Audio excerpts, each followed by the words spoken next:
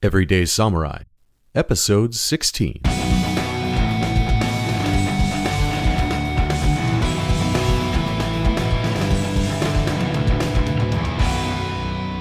Greetings, friends, and welcome to Everyday Samurai, in service to your liberty and the security of a free state. We recently examined patterns of human aggression that can be discerned at both the individual and social levels. Early recognition of human behavior likely to result in hostility or infringement is an essential component of strategic thinking because it allows for neutralizing tactics that can minimize destruction of lives and property. Sun Tzu said that one must take it whole when contending for all under heaven so that weapons will not be blunted and victory can be complete. It's better to subdue an enemy without fighting, and the key to prevailing without ruination is foreknowledge, knowing one's self and also knowing one's enemy with profuse detail. The more rods or data points counted in the temple ahead of time allows for more thorough understanding of the threats we are facing. This means situational awareness and deep introspection are essential for overcoming problems before they could become acute. And this, dispelling aggression before violations of life or property occur, is the highest skill of an enlightened warrior. Individuals, and this means you if you haven't already done so, need to read The Gift of Fear by Gavin de Becker, as well as On Killing by Lieutenant Colonel Dave Grossman, to get ideas about the noticeable physiological changes human beings undergo in the lead-up to violent action. Then watch videos like those assembled on the Active Self-Protection YouTube channel or Facebook page to witness these behaviors in application. Because all war is based on deception, one should expect an adversary to employ a ruse, something to cover their actions. For this reason, Toshindo founder and American ninja trainer Stephen K. Hayes suggests all martial artists need to learn how to harness the power of their minds to overcome the 5 Ds of distraction, diversion, delusion, doubt, and denial. These 5 Ds are mental states that can, of course, creep up internally from the untrained mind, yet are also tactics an enemy can employ to deceive in furtherance of their attack plans. At the social level, witnessing the patterns of behavior that lead to tyranny are much more subtle to detect because there are so many more voices or perspectives competing for our attention. There is much more information to sift through, and the broad expanse of media outlets operating today makes sifting through the banter that much more challenging. This is why a principle-based approach is so essential to upholding dignity, as well as good government, which is, as you'll recall from our exploration of Egan's show, The Book of Dignity, the real purpose of martial arts training and warrior capabilities. Understanding principle allows you to see deviations much more clearly and quickly, thereby shortening your decision cycle to create a buffer of space and time in which you can take corrective action. In other words, when you are firmly grounded in fundamental principles, you can effectively diffuse aggression and protect people and their property, which is the lodestone of a peaceful and prosperous society. Upholding justice is the purpose of law. Organizing for the enforcement of law is a social activity. The French political economist Friedrich Bastiat, writing in 1850, put it this way, quote, "What then is law? It is the collective organization of the individual right to lawful defense. Each of us has a natural right, from God, to defend his person, his liberty, and his property. These are the 3 basic requirements of life, and the preservation of any one of them is completely dependent upon the preservation of the other 2. For what are our faculties but the extension of our individuality? And what is property but an extension of our faculties? If every person has the right to defend even by force his person, his liberty, and his property, then it follows that a group of men have the right to organize and support a common force to protect these rights constantly. Thus, the principle of collective right, its reason for existing, its lawfulness, is based on individual right. And the common force that protects this collective right cannot logically have any other purpose or any other mission than that for which it acts as a substitute. Thus, Since an individual cannot lawfully use force against the person, liberty, or property of another individual, then the common force for the same reason cannot lawfully be used to destroy the person, liberty, or property of individuals or groups. Such a perversion of force would be, in both cases, contrary to our premise. Force has been given to us to defend our own individual rights. Who will dare say that force has been given to us to destroy the equal rights of our brothers? Since no individual acting separately can lawfully use force to destroy the rights of others, does it not logically follow that the same principle also applies to the common force? That is, nothing more than the organized combination of individual forces. If this is true, then nothing can be more evident than this. The law is the organization of the natural right of lawful defense. It is the substitution of a common force for individual forces. And this common force is to do only what the individual forces have a natural and lawful right to do, to protect persons, liberties, and properties, to maintain the right of each, and to cause justice to reign over us all. Close quote. We've shared in previous episodes the elegant simplicity of common law tradition as expressed by Richard J. Mayberry, geopolitical writer and author of the U.S. Early Warning Report. The common law was what clergymen and early jurists derived as the impartial bedrock rules of human conduct found in common among all the world's religions that allow for peaceful interactions between diverse people. These are: do all that you have agreed to do, which is the basis of contract law, and do not encroach upon other persons or their property, which is the basis of tort or criminal law. Just as Bastiat stated, law is the organization of the individual right for people to defend themselves and their property. This encompasses criminal law, protection from encroachment, as well as contract law because, in the Enlightenment tradition, governments are constituted into existence by agreements of a people for the collective orchestration of justice. In other words, the U.S. Constitution is a contract among the original independent states and the people of the United States to form a collective security union. Rather than being a government over the people and the states, the general government needs to be seen as a contracted service provider, operating on behalf of the subscribers for specifically delegated functions, mostly with regard to foreign relations and external defense. However, even under a written constitution, the perversion of law and justice is highly predictable through what Anthony Giasse calls political churning. Basically, whoever holds power will agitate for more authority and access to resources with which to carry out their mandate. Since government is ostensibly in the business of securing justice, the definition of security will get skewed, and justice will be, through tremendous intellectual and moral contortions, perverted along with popular definitions of justice. Yet all of this, when stripped down to its essence, is about control over material resources. That is, decision-making control over people and property. Remember this whenever you watch a politician speak, the announcement of a government program, and increasingly now the news and television shows you watch. Strip away the rhetoric, the emotional pleas, and the grandstanding, and you'll see a familiar pattern. I'll explain what that familiar pattern is in a moment, but first let me tell you about the importance of a mindfulness practice for seeing things clearly. Yes, of course, this includes cutting through the confusion of political wrangling or the fog of war, but also, and more importantly, success in daily life. Most everyone has heard about the benefits of meditation, including having a higher stress threshold, emotional mastery, inner peace, improved mood, and increased focus. All good things, to be sure. The problem is knowing whether or not you're meditating correctly. Thanks to some breakthrough technology, you can now get all the benefits of meditating like a Zen monk in just 12 minutes.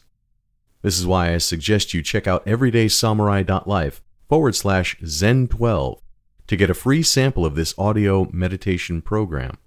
All it takes is some stereo headphones and these MP3 audio files for you to feel the relaxation and health benefits of powerful meditation in an incredibly short amount of time.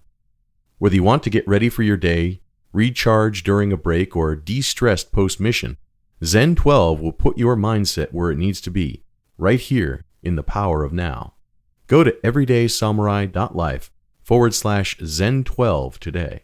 So, rather than actually providing security for people and justice for personal or property violations, in the quest for ever more power and resources for themselves, political actors are ever questing to expand their locus of control over the resources of others. The political process actually exacerbates this, again and always at the expense of the people the government is charged with protecting. To illustrate, I'll now refer to John C. Calhoun's 1851 Disquisition on Government. For all of his many flaws, Calhoun nailed with tremendous foresight the churning effect de Jasse would later describe. Quote, "A written constitution certainly has many and considerable advantages, but it is a great mistake to suppose that the mere insertion of provisions to restrict and limit the powers of the government without investing those for whose protection they are inserted with the means of enforcing their observance will be sufficient to prevent the major and dominant party from abusing its powers." And I'll break away just to simply say that a right without a remedy is as though it were not. The people need to have a means of enforcing these restrictions on the limits of political power. And I'll get to that later and what a positive vision of how to make that happen looks like. Quote, "Being the party in possession of the government, they will, from the same constitution of man, which makes government necessary to protect society, be in favor of the powers granted by the Constitution, and opposed to the restrictions intended to limit them. As the major and dominant party, they will have no need of these restrictions for their protection. The ballot box of itself would be ample protection to them. Needing no other, they would become, in time, to regard these limitations as unnecessary and improper restraints, and endeavor to elude them, with the view of increasing their power and influence. The minor or weaker party, on the contrary, would take the opposite direction, and regard them as essential to their protection against the dominant party, and hence, they would endeavor to defend and enlarge the restrictions, and to limit and contract the powers. But where there are no means by which they could compel the major party to observe the restrictions, the only resort left to them would be a strict construction of the Constitution, that is, a construction which would confine these powers to the narrowest limits which the meaning of the words used in the grant would admit. To this the major party would oppose a liberal construction, one which would give to the words of the grant the broadest meaning of which they are susceptible. It would then be construction against construction, the one to contract, and the other to enlarge the powers of the government to the utmost. But of what possible avail could the strict construction of the minor party be against the liberal interpretation of the major, when the one would have all the powers of the government to carry its construction into effect, and the other be deprived of all means of enforcing its construction? In a contest so equal, the result would not be doubtful. The party in favor of the restrictions would be overpowered.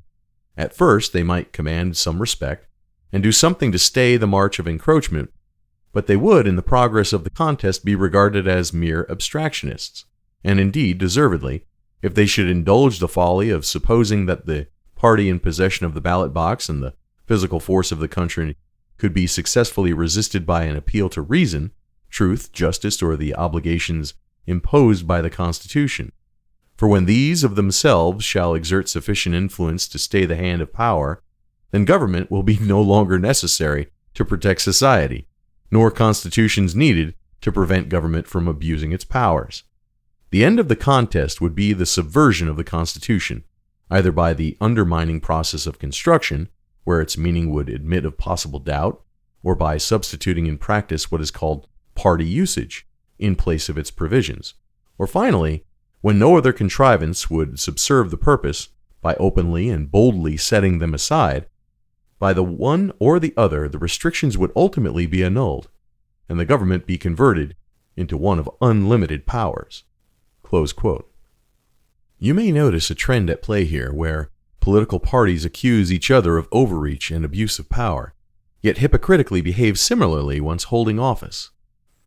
As we have seen, this is quite predictable when using the principled lens of political economy.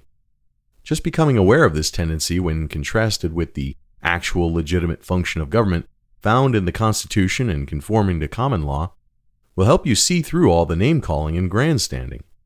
This will be one of your superpowers and liberate you from much of the confusion found in popular media and political discourse.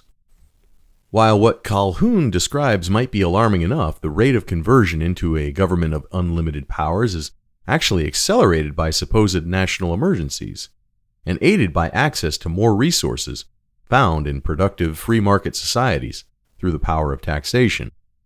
Dan Sanchez, formerly of the Mises Institute and now with the Foundation for Economic Education, synthesized two important theories back in 2014 that describes another aspect of political churn that generates greater oppression on the home front and external aggression in foreign affairs. It's titled Higgs, Hoppe, and the Cycle of the State. Quote, in Greek myth, Sisyphus was punished in Hades by having to eternally push a boulder up to the summit of a hill, only to have it roll down each time and have to start over. This is an apt representation of the hopelessness of state revolution and reform, as can be revealed by bringing together the insights of two great libertarian anarchist scholars, Chrysis and Leviathan. In one of the most justly celebrated contributions to the analysis of the state, Robert Higgs elaborated and empirically illustrated how public emergencies, including the manufactured variety, especially war-related emergencies, are easily used by states to excuse great expansions of tyrannical domestic power. Even if the emergency powers are leveled down after the crisis passes, they almost never go all the way down to pre-crisis levels. Thus, with every passing crisis, the state accumulates ever more power. Higgs calls this the ratchet effect. Therefore, the more warlike and imperialistic, externally tyrannical, and thus more emergency-inducing as a state, the more it will tend to become internally tyrannical. Higgs' definitive book on the subject is titled Chrysis and Leviathan. We may call this insight the Chrysis and Leviathan thesis, or CLT. See, for example, how especially the world wars and the war on terror led to huge domestic expansions of U.S. federal power and curtailments of American liberties. This thesis logically implies its obverse. Less belligerent states will tend to have fewer emergencies, and with fewer emergencies, the state will be less able to swell its domestically and may even shrink. See, for example, how the Russian economy was able to liberalize and grow after Moscow let go of its empire and dropped its side of the Cold War, even though the U.S. NATO never really reciprocated. A complication concerning this thesis is that belligerent states also export crises to the lands targeted by their belligerence. Targeted states can use the chronic state of crisis that results from such belligerence to easily whip up a bunker mentality among the populace, and thus to shore up and grow its own power. See, for example, the otherwise seemingly bizarre longevity of horribly oppressive communist regimes in Russia, Cuba, and North Korea under constant American threats and sanctions, especially as contrasted to the rapid reforms in communist China and Vietnam after the U.S. eased its antagonistic and murderous policies towards those countries. It is probably no coincidence that the Russians abandoned their communist regime not during Reagan's early saber-rattling phase, but only after the oft-forgotten U.S.-Russia detente, initiated under Reagan and Thatcher, was underway. The Paradox of Imperialism.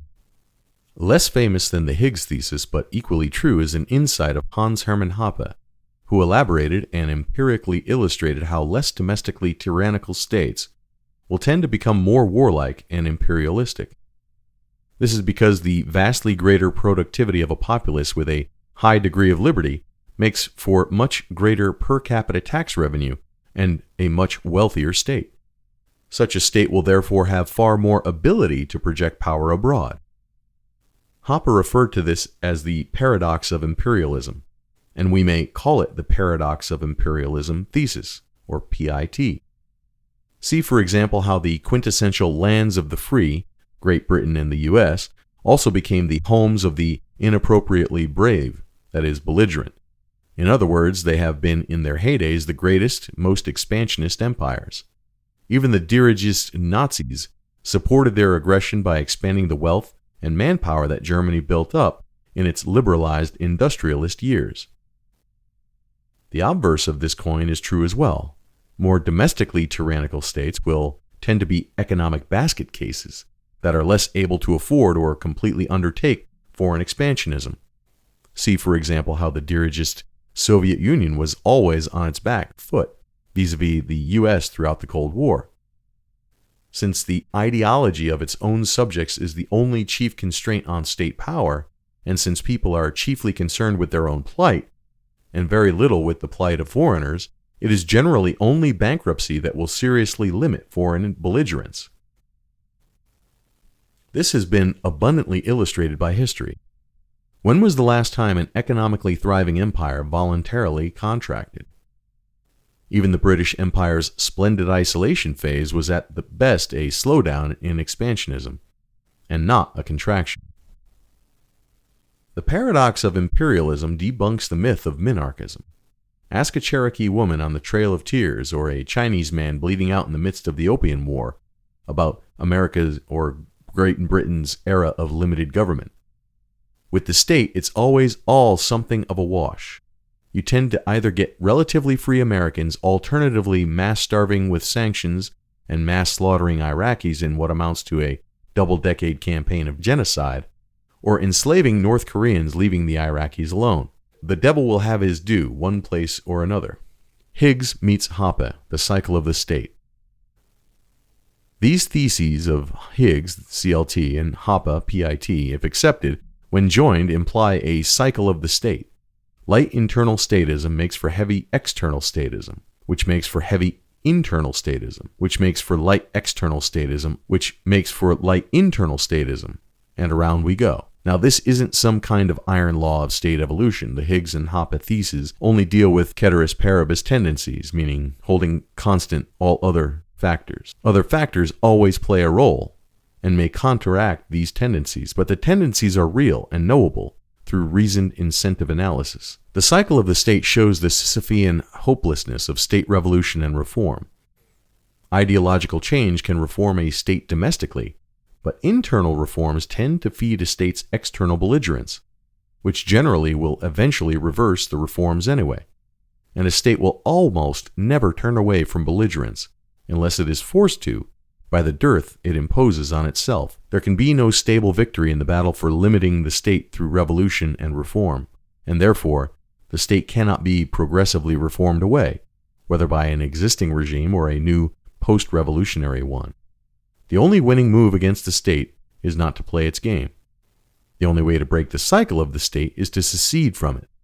Exactly how to do that is a matter for another essay, but it does not involve warfare or any other kind of aggression. Don't be Sisyphus. Drop his boulder, walk away from his hill, and get the hell out of Hades. Close quote. It's important to recognize that Sanchez, Higgs, and Hoppe are referring to the state using the modern definition of a geographical monopoly on the use of force coupled with the power to tax. It is this monopoly status that is the root of all evil and the very invitation to corruption of power. We see the results of this type of political authority manifest all around us, and especially in the industrialized wars, at home and abroad, since the inception of the United States. I know what some of you out there might be thinking, that America was the land of the free and the home of the brave right up until, say, the passing of the Patriot Act after the 9/11 attacks of 2001, or it was the ramping up on the war on drugs during the 1980s. Perhaps you date it back to the socialist programs of FDR's New Deal, or perhaps this war socialism imposed by Woodrow Wilson. You can even cite the passing of the personal income tax and the creation of the Federal Reserve System in 1913 that set the United States on the sure path toward tyranny. These are indeed significant milestones, all of which deviate from the common law and constitutional principles. However, as students of samurai history, the United States' foreign adventures in bullying brought about the demise of Japan's legendary warrior class. Remember, soon after the Mexican-American War concluded in 1848, and the United States secured near monopoly status over the North American continent, it immediately went abroad in search of monsters to slay. Just a few short years later, in 1853, Commodore Perry would fire the cannons of his black ships in Yokohama Harbor, forcing Japan into lopsided treaties and launching the country into civil war. The cycle of the state is also readily displayed in Japanese history as well. As soon as Toyotomi Hideyoshi gained control over the bulk of the main islands in 1592, he almost immediately dispatched samurai armies to invade the Asian continent.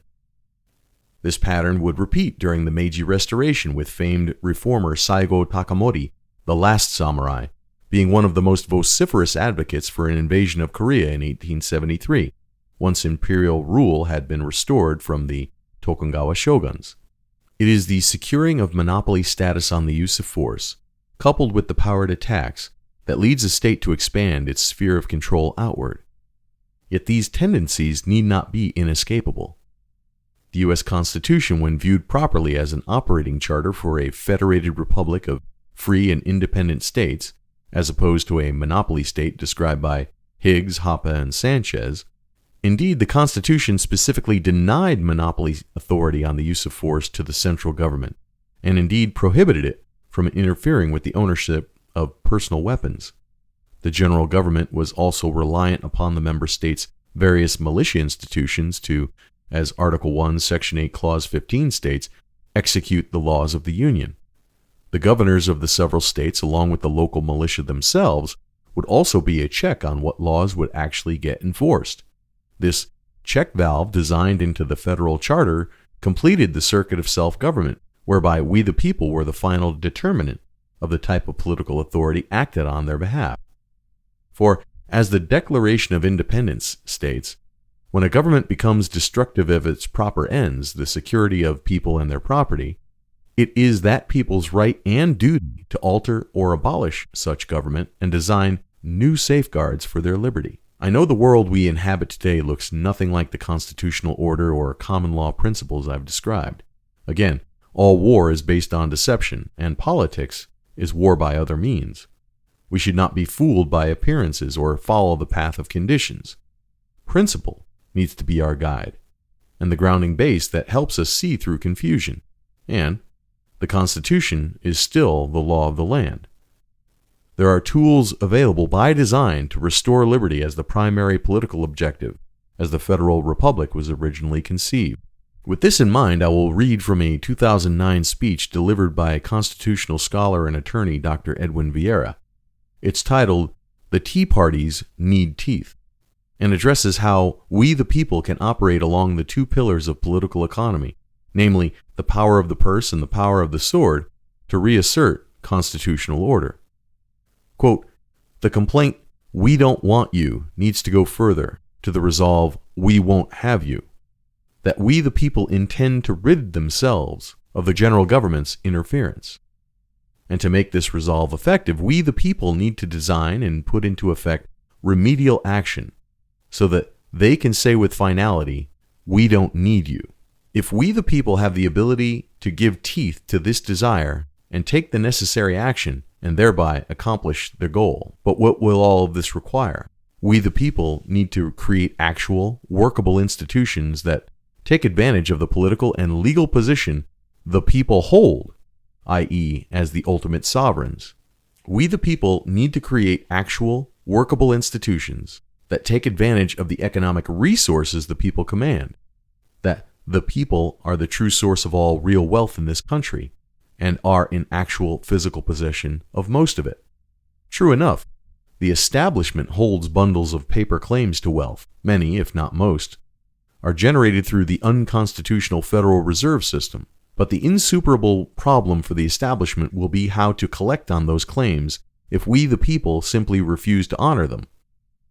Anyone in the paper currency racket who doubts that these claims can be declared unenforceable should read the Supreme Court's decision in Craig v. Missouri from 1830. We the people need to create actual, workable institutions that are politically, economically, and legally independent of the general government.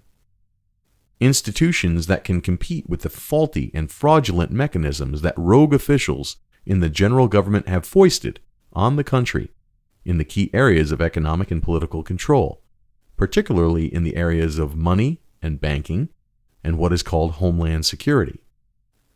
Institutions that can replace these fraudulent control mechanisms with proper means to establish justice, ensure domestic tranquility, provide for the common defense, promote the general welfare, and secure the blessings of liberty to ourselves and our posterity.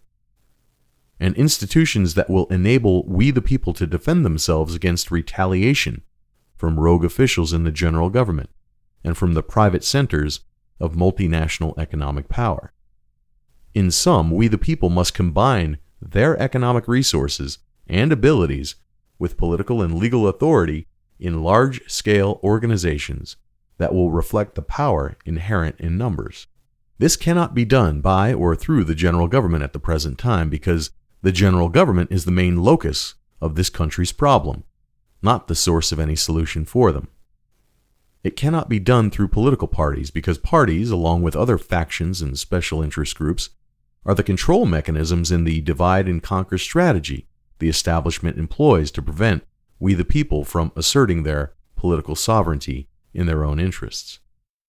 It cannot be done by individuals or private groups alone, primarily because private individuals and groups enjoy no independent legal authority, and there is probably no way to create a sufficiently large and effective private operation in any state, let alone throughout the entire country in time. It cannot be done by the state governments alone because it is not simply a political question of governmental finance and administration, but will require a revamping of the entire private economies in each state too. Therefore, it will require both participation by the state governments because they have the legal authority and the ability to mobilize people in sufficient numbers, and mass action by we the people as a whole. The only establishment or institution that combines all of these elements is the militia of the several states, the well-regulated militia that the Second Amendment tells us are necessary to the security of a free state. But a true constitutional, well-regulated militia exists in not one state in this union today. So, we the people need to revitalize the militia of the several states in order to regain and retain popular control over state governments, and through them, to regain and retain control over the two fundamental powers of sovereignty, the power of the purse, i.e., currency and credit, and the power of the sword, i.e., community self-defense. Revitalization of the militia will enable we the people to exercise community self-reliance and ultimately true self-government in a free state with a sound free market economy. Americans need to combine all of the following elements in a single plan for mass action. 1. Revitalization of the militia of the several states. The Second Amendment instructs every American that a well-regulated militia is necessary to the security of a free state, not just useful and certainly not optional, but necessary. And not necessary in only some general sense, but specifically with respect to the security of a free state, which means that according to the supreme law of the land itself, the very survival of constitutional freedom in this country depends upon the militia. The Constitution identifies no other establishment, institution, or entity as necessary for this vital purpose, or for any other purpose. So why is not revitalization of the militia immediately, if not sooner, job one on the agenda of every constitutionalist? How can patriots continue to deny in their actions what the Constitution tells them is necessary for the maintenance of a constitutional government? Americans may say that they have faith in the Constitution, but faith without works is dead, and the Constitution is not self-executing. The purpose of revitalizing the militia is to combine all the elements of each state's homeland security, including police, emergency response, and so on, under the militia, in order to obviate top-down control by the police state apparatus being set up through the Department of Homeland Security in Washington, D.C., and its various satellites, transmission belts, and fellow travelers around the country.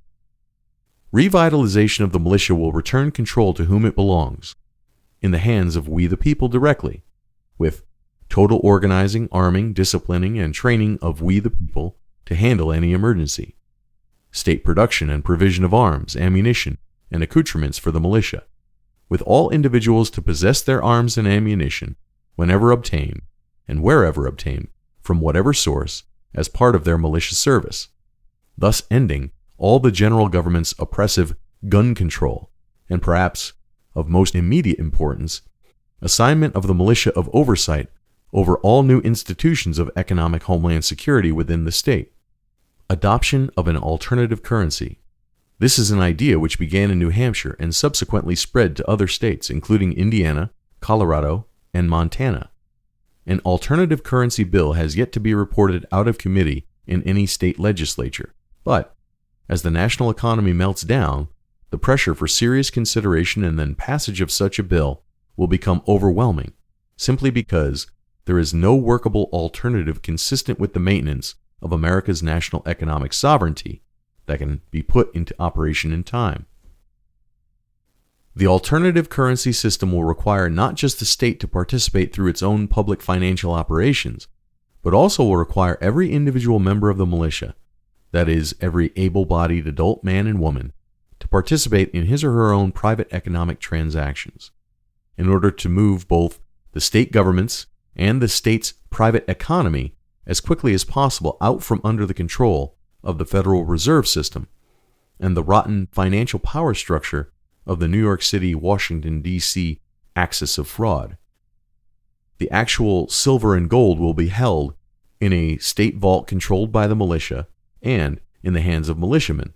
The private holding of silver and gold will be as important as the private possession of arms. And experts drawn from and subject to supervision by the militia will be in charge of or will provide oversight for the system. Establishment of a state credit exchange.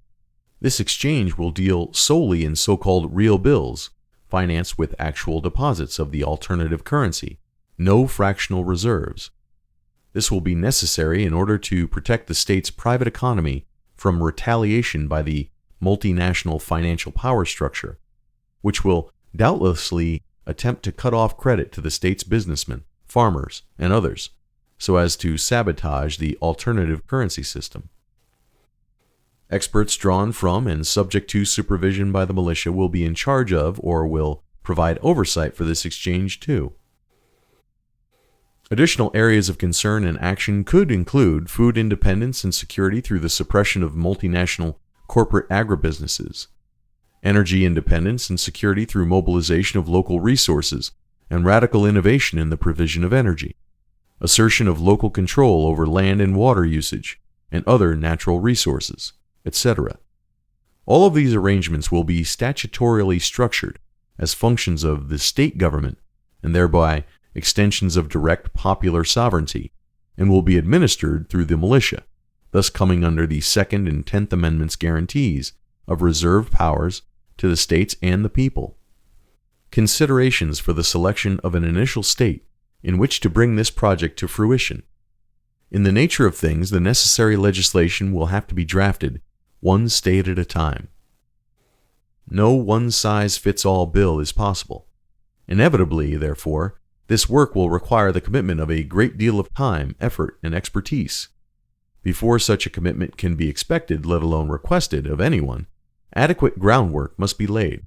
There must be an extensive local grassroots freedom movement in existence in that state and prepared specifically to promote the reform legislation. There must be a solid legislative caucus in existence in that state's legislature, preferably in each house, meaning in those localities where a bicameral legislature exists. There must be a workable plan ready to implement and adequately funded for mobilizing large numbers of activists from across the country to work in the targeted state to promote the reform legislation. It is too late for parochialism on this subject. Everyone throughout this country has an interest in seeing this project succeed in the first state that undertakes it, because that state will be the exemplar for the others. No one can deny that a crisis of overwhelming proportions is overtaking this country at an ever-accelerating speed, and each day appears darker than the one before it.